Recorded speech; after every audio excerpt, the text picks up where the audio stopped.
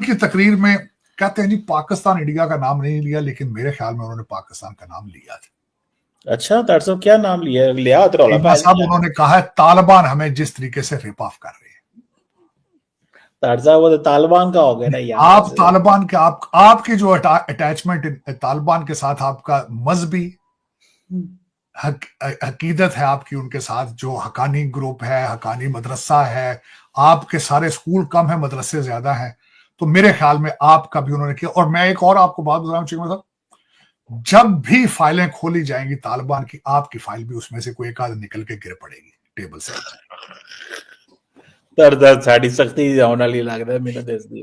मैंने आपको कहा था कि 22 रिपब्लिकन कांग्रेसमैनों ने बिल पेश किया था कि हम जो वहां से बेइज्जत होकर निकले हैं, उसमें पाकिस्तान का क्या हिस्सा।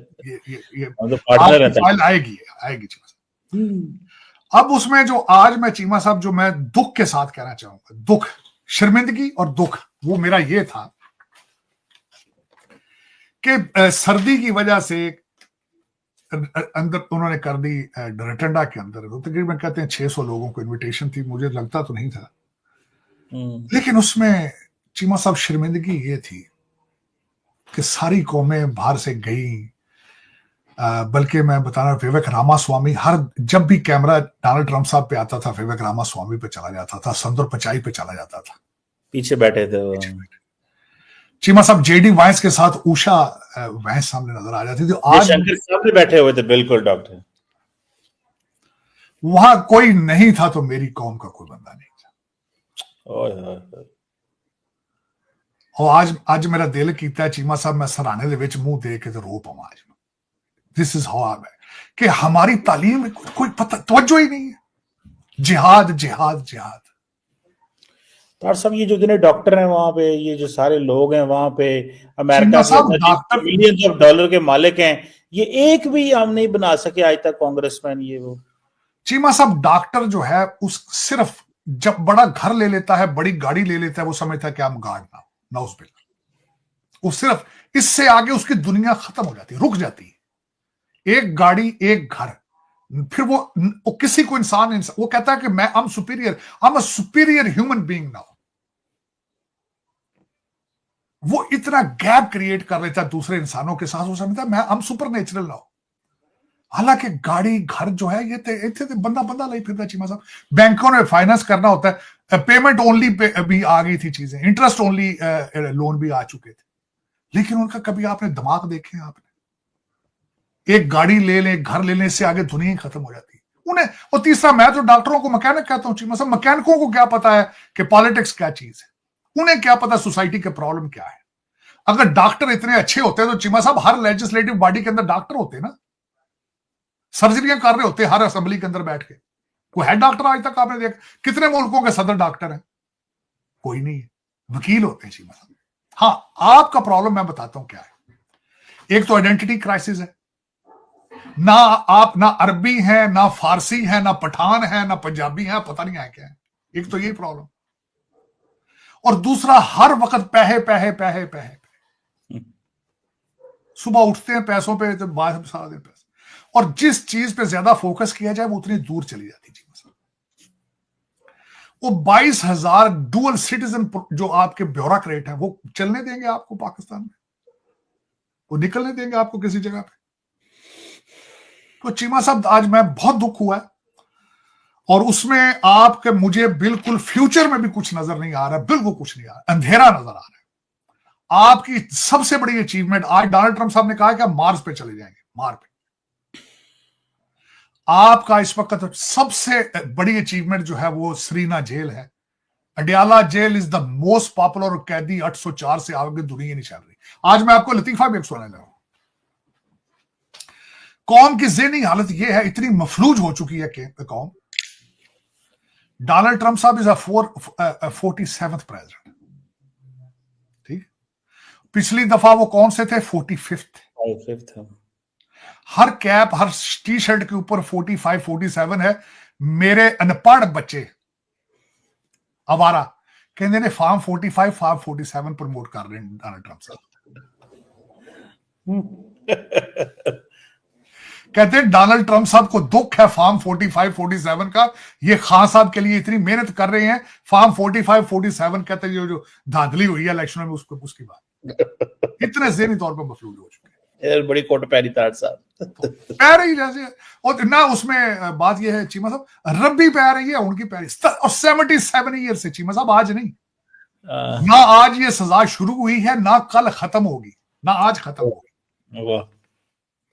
ये 77 ईयर्स है। कोई मुझे बता दें आज तक पाकिस्तान के साथ कोई एक रूलर ऐसा आया हो, चाहे सियासी हो चाहे डिक्टेटर, जिसने कहा हो कि मैं पाकिस्तान बनाऊंगा। मुझे ये बताएं, आज 3 करोड़ बच्चा स्कूल नहीं जा रहा, किसी के मुंह से सुनी आपने बात? 7 करोड़ भिखारी ने रोजाना माओ के बच्चे चीमा साहब समंदर में मार रहे हैं टर्की के पास। तो चीमा साहब ये फिर हम सुंदर पिचाई देख रहे हैं। और मैं कहना वो चीमा साहब वो आए हैं, अपना अंबानी साहब भी आए हैं इंडिया से। ठाट साहब वो तो खीर कर दिया, मियां भी आए हुए हैं। बस चीमा साहब, लेकिन हम खुदारा ये भारत के साथ कंपैरिजन छोड़ दें और उससे दुश्मनी भी अपनी खत्म करें, सुलह करें उनसे जाके। हम तो करते हैं ठाट साहब, वो ही नहीं करते ना। आप मुखलिस नहीं हैं चीमा साहब, चलो मैं सुलह करा देता हूं आपकी, अगर आप मुखलिस हो तो। लेकिन ये क्या आपने कर, देखिए बेबी स्टेप। मैंने आपको क्या कहा था, आपके पास गोल्डन अपॉर्चुनिटी थी कि बांग्लादेश और इंडिया की सुलह कराएं आपस में। ठाट साहब वो हमारी बात नहीं, कॉल नहीं सुनते हैं, हमारे से बात नहीं करते, वो बांग्लादेश इंडिया की हम सुलह कैसे करा दें? कुछ बेबी स्टेप्स तो देना, पर जो आपने बेबी स्टेप्स लिए ही नहीं। आप बांग्लादेश को, जो आपके मसाइल अपने आप से चलते नहीं, एक्सपायर मसाइल, आप उनको देने शुरू कर दिए। नहीं ठाट साहब, साढ़े सारे चलते रहे, क्या ये इंशाल्लाह टाइम आएगा पूरे चलावांगे। जिन्हें चाइना दे एक्सपायरी साड़ना पटाके, तुसां उन्होंने क्या कि यौम आजादी दे चला लेना, टाके भेज दिते जे। उन्होंने को केड़ा पैसे ने, उन्होंने तो फ्री लेने तुहाडे। लेकिन चीमा साहब इस तरह नहीं।